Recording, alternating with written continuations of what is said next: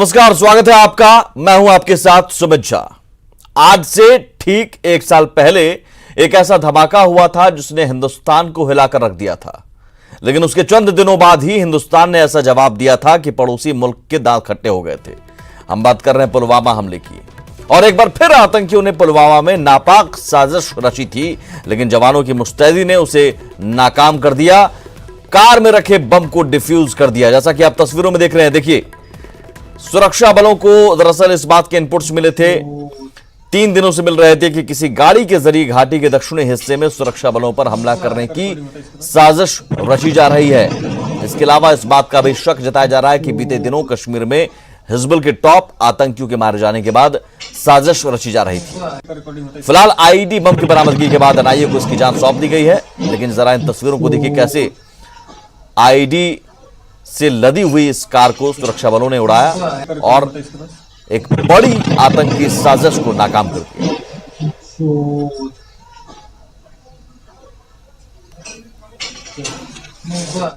एक वीक से पुलवामा पुलिस को ये इत्तला मिल रहा था, बार बार खबर आ रहा था टेक्निकल एंड से भी, ह्यूमन एंड से, कि जैश मोहम्मद एचएम मिलके एक बहुत बड़ा हादसा करने वाला है। उसमें ये लोग कार्ड बम को यूज कर रहा है। तो कल मॉर्निंग में जब हम लोग का खबर पूरा मैच्योर हो गया, तो उसके बाद पुलिस, सीआरपीएफ, आर्मी ने मिलकर मल्टीपल नाका लगाया। जब नाका पार्टी ने उसको वार्निंग फायर दिया रोकने के लिए, तो वहाँ से भागने में कामयाब हो गया। फिर दूसरा पार्टी जब फायर किया, चूंकि अंधेरा था, उसमें मिलिटेंट भागने में कामयाब हो गया, लेकिन गाड़ी वहाँ छूट गया। मॉर्निंग हमारी टीम जब जाके वीडियो स्क्वाड गई, गाड़ी का सर्च किया, तो उसमें भारी मात्रा में एक्सप्लोसिव पाया गया।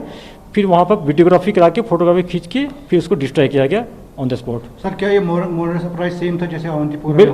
बिल्कुल सर, कोई तंजीम कौन सी? इसमें जैश मोहम्मद का लीड रोल है, उसमें एचएम भी उसको असिस्ट किया है। अब आइए आपको पुलवामा में जो कार मिली है उससे जुड़े 10 बड़े खुलासे बताते हैं, जिसके बाद अनुमान लगाना मुश्किल नहीं कि आतंकियों ने कितनी बड़ी साजिश रची थी। सेंट्रो गाड़ी में आईईडी प्लांट की थी। यह सेंट्रो गाड़ी है। गाड़ी को एक आतंकी चला रहा था। आतंकी आदिल, जिसका नाम है आदिल, बम वाली कार चला रहा था। गोलीबारी हुई, सुरक्षा बलों के साथ मुठभेड़ हुई, जिसके बाद आतंकी फरार हो गया। गाड़ी को शादीपुरा में पकड़ा गया, राजपुरा रोड के पास शादीपुरा में पकड़ा गया। कार में 2 व्हीलर का नंबर प्लेट लगा था, नंबर प्लेट भी बदले गए थे और 2 व्हीलर का नंबर प्लेट लगाए गए थे। बाइक का नंबर कठुआ में रजिस्टर्ड था। नीले रंग के एक ड्रम में विस्फोटक रखे गए थे और यह बताया जा रहा है कि जैश और हिजबुल मुजाहिदीन ने साजिश रची थी। आईईडी का वजन 40 से 45 किलोग्राम के करीब था। दरअसल 14 फरवरी 2019 की तरह ही दोबारा भारत को दहलाने के मंसूबे पाले गए थे, लेकिन इस बार सुरक्षा बलों की मुस्तैदी से आतंकियों के नापाक इरादों पर पानी फिर गया।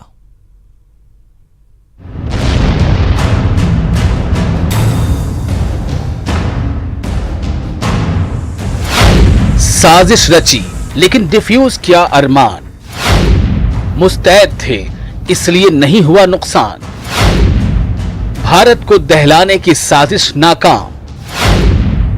पुलवामा अब और नहीं।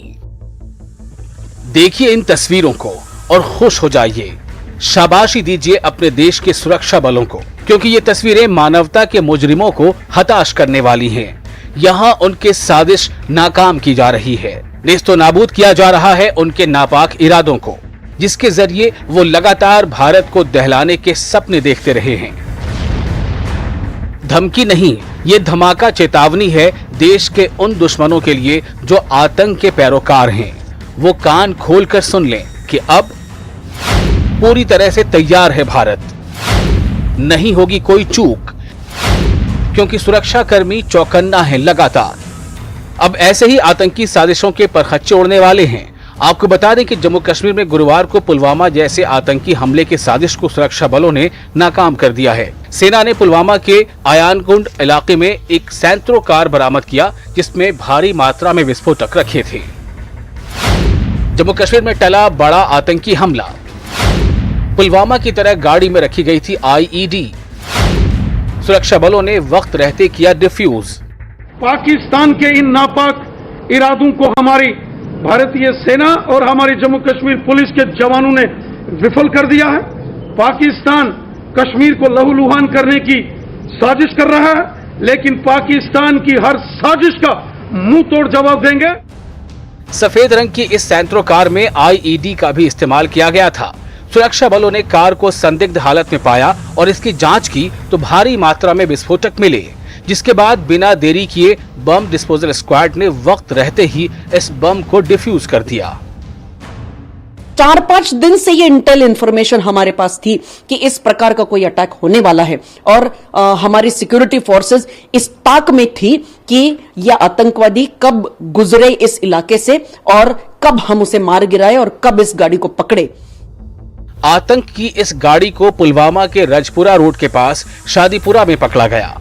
बताया जा रहा है कि गाड़ी को एक आतंकी चला रहा था, जो कि शुरुआती गोलीबारी के बाद ही फरार हो गया।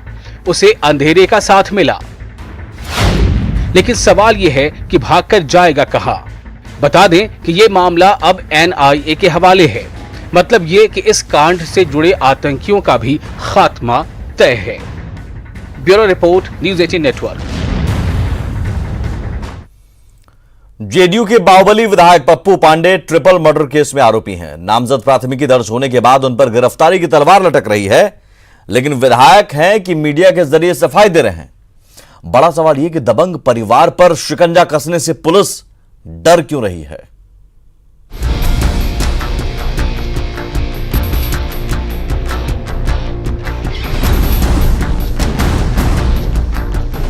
गोपालगंज के कुचायकोट के विधायक अमरेंद्र पांडे उर्फ पप्पू पांडे की आपराधिक पृष्ठभूमि रही है। सियासत से ज्यादा इस बाहुबली नेता की चर्चा दबंगई के लिए होती रही है। यही वजह है कि उनके खिलाफ 1-2 नहीं 10 से ज्यादा संगीन मामले दर्ज हैं। गोपालगंज से लेकर पटना के थाने तक में जेडीयू विधायक के खिलाफ रपट लिखाई गई है। सालों से अलग अलग केस चल रहे हैं, लेकिन विधायक पर कार्रवाई नहीं हुई। चौथी बार कुचायकोट विधानसभा सीट से जीत दर्ज करने वाले इस दबंग नेता पर सालों से कानूनी शिकंजा नहीं कस सका। आखिर इस रसूखदार और कद्दावर नेता की गिरेबां तक क्यों कानून के हाथ नहीं पहुंच पा रहे, ये बड़ा सवाल है।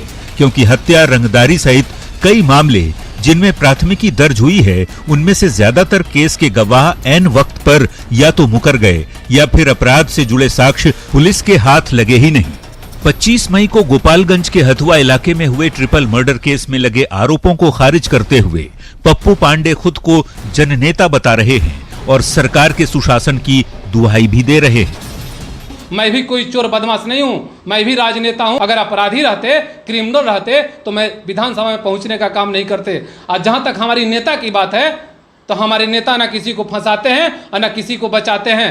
अगर बचाने वाला होता तो सतीश पांडे और मुकेश पांडे जेल नहीं गए होते।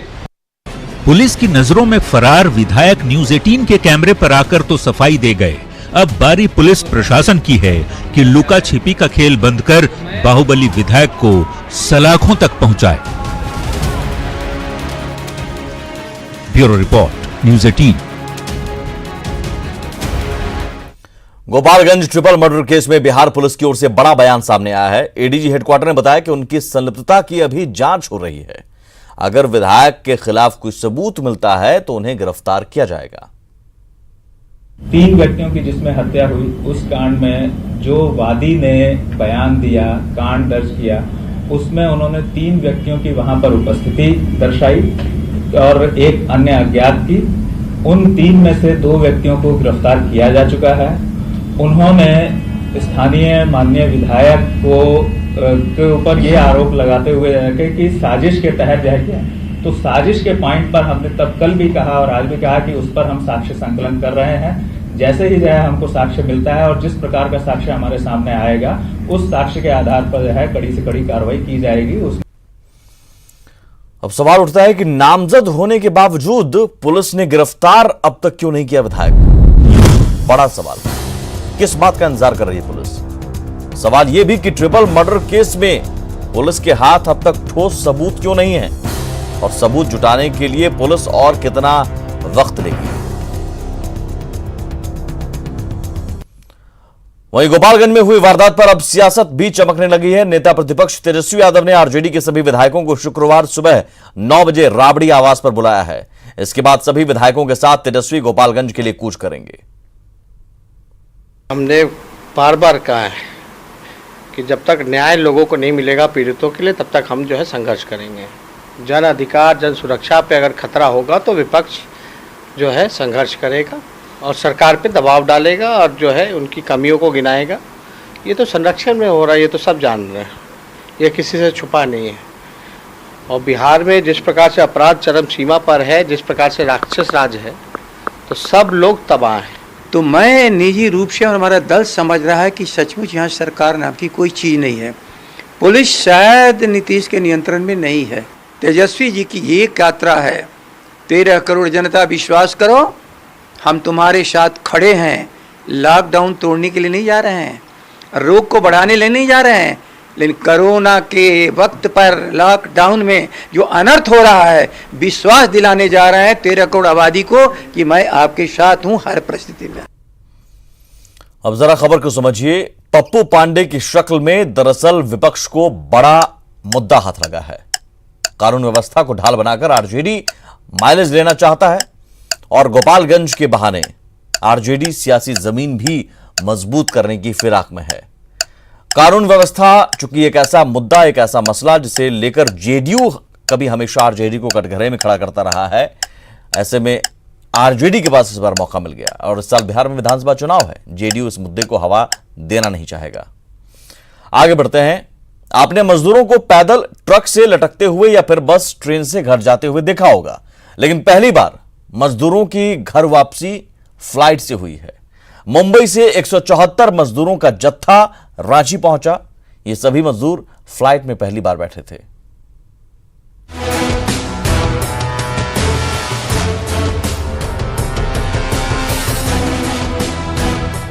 खुश हूँ कि मैं पहली बार प्लेन चढ़ी।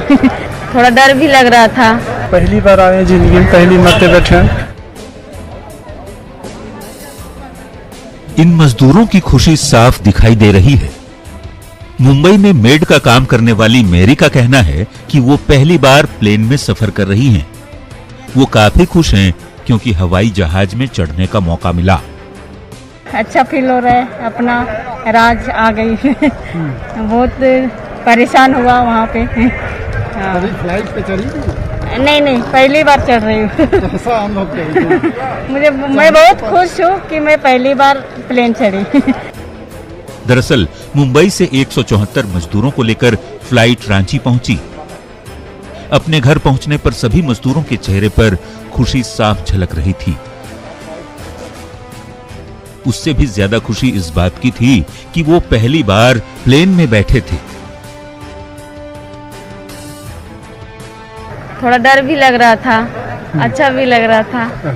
ऐसा आपके पति क्या करते हैं? गाड़ी चलाते हैं। साल भर हो गया वहाँ ड्राइविंग करते हैं। खाने लिए बहुत तरस रहते हैं, इधर उधर से किसी तरह तो निकाले हैं। इसी तरह हम लोग सर तो आए, पहली बार आए जिंदगी में, पहली मरते बैठे हैं।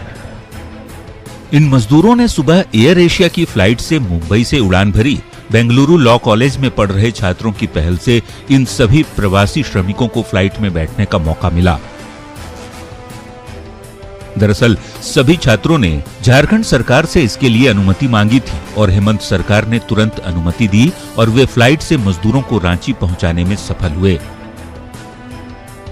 174 लोग आए, 180 लोग आने वाले थे। 6 लोग मेडिकल को पास नहीं कर पाए वहां से, तो उनको सुरक्षा के दृष्टिकोण से रोक दिया गया। 174 लोग वहां से बोर्ड करके रांची पहुंचे हैं। हेमंत जी आगे बढ़कर क्या है, और हम लोगों को एक झारखंडी होने के नाते ये गर्व हो रहा है कि चलिए पहली ट्रेन भी झारखंड आई थी और देश में पहली बार मजदूरों से भरा हुआ जनता का जहाज जो है वो भी झारखंड आया। एक्टिविस्ट और छात्रों के समूह का कहना है कि अगर उन्हें अन्य राज्य सरकारों से भी समर्थन मिलता है तो वे राज्यों में अधिक प्रवासी श्रमिकों को भेजने के लिए तैयार हैं। न्यूज़ 18 के लिए रांची से भुवन किशोर झा की रिपोर्ट। कोरोना काल में मजदूरों की हालत देखकर एक बात तो साफ हो चुकी है कि किसी की अहमियत तभी तक है जब तक वो उसके काम का है। मतलब खत्म तो इंसानियत भी खत्म। इसी का नतीजा है कि लाखों मजदूर मीलों पैदल चलने पर मजबूर हुए, कई हादसे के शिकार हो गए। लेकिन तमाम लोगों के साथ ऐसी बात नहीं है। कुछ लोग ऐसे हैं जो मजदूरों के लिए मसीहा बनकर सामने आए हैं।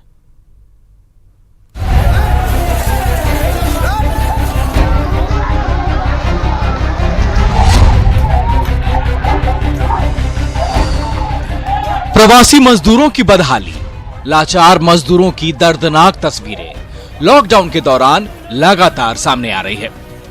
हमने देखी है कि लॉकडाउन में कैसे मजदूर जो है ट्रकों पर और ट्रेनों में लद करके घर पहुंच रहे हैं। उनकी इस त्रासदी के बीच एक सुनहरी तस्वीर हम आपको दिखाते हैं। लेकिन आज इंसानियत को मजबूती देने वाली जो तस्वीर हम आपको दिखा रहे हैं वो उम्मीद बंधाने वाली है। बता रही है कि संकट की इस घड़ी में भी इंसानियत मरा नहीं बल्कि जिंदा है। चंद लोग अभी भी मजदूरों के लिए मसीहा बने हुए हैं। ये है दिल्ली के एक फार्म के मालिक पप्पन सिंह। ये दिल्ली के बाहरी इलाके नरेला में मशरूम की खेती कराते हैं। बिहार के कई मजदूर इनके खेतों में काम करते हैं। लॉकडाउन के दौरान फंसे इन मजदूरों को इन्होंने अपने हाल पर नहीं छोड़ा बल्कि बाकायदा विमान से इन्हें बिहार तक जाने का इंतजाम किया। ट्रेन श्रमिक ट्रेन चली, उसमें हमने इनका टिकट किया, उस पर कन्फर्म नहीं हुआ। फिर बस की सोची वहाँ बस में भेज दें इनको। बस में भेजने के लिए इनको करा, फिर हमने देखा रोज एक्सीडेंट हो रहे हैं, ट्रेन में पानी नहीं मिल रहा, वो नहीं, मगर क्या करें। फिर हमारे समझ में आया अरे जो प्लेन खुल गए, मगर प्लेन मगर तो इससे बढ़िया कोई बात नहीं है। हमारे ही नौकर हैं, हमारे पास काम करते हैं, भाईचारा है इनसे हमारा। पप्पन सिंह ने अपने कामगारों की पूरी टेस्ट भी कराई, पूरा कागजात तैयार कराया ताकि यात्रा के दौरान किसी को कोई दिक्कत ना हो। इतना ही नहीं, पटना से इनके घर समस्तीपुर जाने का भी पूरा इंतजाम कराया। तो वो एहसास नहीं होने दिए हम लोग का जो ये लॉकडाउन लगा है। जितना खाएं 2 महीना बैठ कर को पूरा खर्चा खुराकी सब वो दिए। जैसे हम पहले खाए थे उससे अच्छा हम खाना खाए, अपना जी भर के खाए। पहली बार फ्लाइट की यात्रा कर और अपने मालिक की दरिया दिली से मजदूर बेहद खुश हैं। लाइफ में पहली बार ही फ्लाइट में बैठेंगे और दिल में काफ़ी उत्सव मच रहा है, काफ़ी खुशी हो रही है कि हम लोग फ्लाइट में बैठेंगे। हम लोग इससे पहले सोचे भी नहीं थे कि हम लोग फ्लाइट में बैठ पाएंगे। बाकायदा हमारे मालिक ने करवाया सारा टिकट का खर्चा। हम लोग 2 महीने से फंसे हुए थे लॉकडाउन में, तो हम लोगों का खाना खर्चा हर चीज़ का व्यवस्था किया। मतलब पहले से हम लोग लॉकडाउन से पहले से जो खाना लॉकडाउन में खाए, लॉकडाउन में बेहतरीन खाना पीना खाए और जी हर चीज़ का व्यवस्था बहुत बढ़िया रहा। काश ऐसे लोग कुछ और होते तो मजदूरों की डगर इतनी कठिन नहीं होती। उन्हें मीलों पैदल नहीं चलना पड़ता, जान जोखिम में नहीं डालना पड़ता। न्यूज़ 18 के लिए दिल्ली से शंकर आनंद और पटना से रवि एस नारायण की रिपोर्ट। और खबर समझिए अब। दरअसल मजदूरों की भूमिका को समझना जरूरी है। जीडीपी का 10% हिस्सा मजदूरों की मेहनत से है। मजदूर के बिना प्रोडक्शन मुमकिन नहीं है, ये समझना होगा। तेलंगाना सरकार ने आग्रह कर बिहार से मजदूरों को बुलाया है। सोचिए मजदूरों की कितनी किल्लत होने लगी है अब। पप्पन सिंह जैसे लोग मानवता की यकीनन मिसाल हैं और पप्पन सिंह जैसे लोग दूसरों के लिए रोल मॉडल भी हैं। पप्पन सिंह ने जो किया काबिल तारीफ है और बाकी लोगों को भी करना चाहिए। आगे बढ़ते हैं। झारखंड समेत पूरे देश में कोरोना का संकट बढ़ता जा रहा है। ऐसे में 6 जुलाई से शुरू होने वाली विश्व प्रसिद्ध श्रावणी मेले पर संशय बन गया है। देवघर में हर साल सावन के महीने में श्रावणी मेले का आयोजन होता है, जिसमें देश विदेश से लाखों की संख्या में श्रद्धालु कांवर लेकर पहुंचते हैं। लेकिन इस बार कोरोना महामारी के चलते पूरे देश के धार्मिक स्थल बंद हैं। ऐसे में मेले के आयोजन पर भी संशय बना हुआ है। पूरे संथाल परगना के लिए श्रावणी मेला केवल एक सालाना धार्मिक आयोजन ही नहीं, बल्कि यह मेला यहाँ की अर्थव्यवस्था की रीढ़ मानी जाती है। यहाँ पर जो है टोटल अर्थव्यवस्था संथाल परगना का वो डिपेंड है बाबा बैजनाथ के मंदिर पर। सारा यह बाबा बैजनाथ धाम मेला के ऊपर सब निर्भर है, आश्रित है। यहाँ कहा जाता है कि 1 महीना का कमाई लोग यहाँ के हर वर्ग, दुकानदार हो या जो हो, ब्राह्मण हो, साल भर खाता है। तो अभी तक तो आर्थिक क्षति होते जा रहा है और इस बार भी यदि मेला नहीं लगे तो ये आर्थिक मार सबसे बड़ा मार पड़ेगा। देवघर में श्रावणी मेले के आयोजन का निर्णय श्राइन बोर्ड की ओर से लिया जाता है, जिसके अध्यक्ष मुख्यमंत्री होते हैं। जिला प्रशासन की ओर से प्रस्ताव सरकार को भेजा गया है। हालांकि श्राइन बोर्ड भी मेले के आयोजन को लेकर गृह मंत्रालय के निर्देशों का इंतजार कर रहा है। श्रावणी मेला से संबंधित अभी तक कोई क्लैरिटी नहीं है। हम लोगों ने जो एक मॉक ड्रिल किया था और हम लोगों का जो प्रस्ताव था, हम लोगों ने माननीय आयुक्त संथाल के माध्यम से और उसको हम लोगों ने राज्य सरकार को भेजा है। और जो श्राइन बोर्ड है जिसके अध्यक्ष हमारे माननीय मुख्यमंत्री होते हैं, उनके द्वारा ही ये श्राइन बोर्ड निर्णय लेगी कि श्रावणी मेला को इस बार किस तरह से कराना है, अगर होता है तो। पिछले 24 मार्च से लगातार मंदिर बंद रहने से अन्य लोगों के साथ मंदिर प्रबंधन को भी भारी आर्थिक नुकसान उठाना पड़ रहा है। लेकिन कोरोना जैसी वैश्विक महामारी के संक्रमण के जोखिम को देखते हुए सरकारें फूंक फूंक कर कदम उठाने को मजबूर हैं। न्यूज़ 18 के लिए देवघर से ऋतुराज सिन्हा की रिपोर्ट। और इसी के साथ इस बुलेटिन में इतना ही। नमस्कार।